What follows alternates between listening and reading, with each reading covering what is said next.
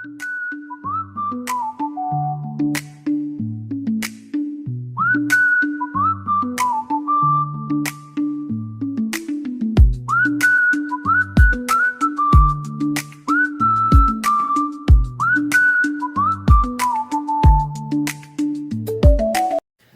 දුවේ පුතේ අද අපි බලමු 11න් ගුණ කරන තවත් ක්‍රමයක්.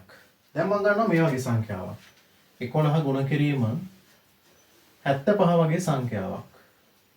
මේකේ උත්තරේ අර කලින් ක්‍රමයේ වගේ එකපාර ගන්න චුට්ටක් අමාරුයි. එතෙන්දී අපි කරන්නේ 75 කියන සංඛ්‍යාවේ 7යි 5යි වෙනම ලියනවනේ. ඊළඟට කලින් ක්‍රමයේ ඔහොම ලියාගත්තානේ. කලින් ක්‍රමයේදී අපි මේ දෙන්නගේ එකතුව තමයි මැදින් ලිව්වේ. මෙතන අපි කරන්නේ 7යි 5යි එකතු වුණාම 12ක් එනවා. නේ? ඒ 12 ලියනකොට එක දානවා මෙතෙන්ට දෙකේ ඉලක්කම මෙතන දාලා මෙන්න මෙහෙම එකතු කරනවා 5යි 2යි 8යි 825ක් එනවා. අපිට පුළුවන් මේක චෙක් කරලා බලන්න ඇත්තද කියලා. මම වෙනම ගුණ කරලා බලනවා. 11 ගුණ කිරීම 75. 5ක් එක 5යි 5ක් එක 5යි 4ක් එක 7යි 4ක් එක 7ක් එනවා. 5යි 7යි 5යි 12න් දෙක දැම්ම එකක් ඉතුරුයි 8ක් යනවා. 825යි. පැහැදිලිද? අපි තව එකක් බලමු. අපිට කියනවා 11 ගුණ කිරීම 86 වගේ සංඛ්‍යාවක්.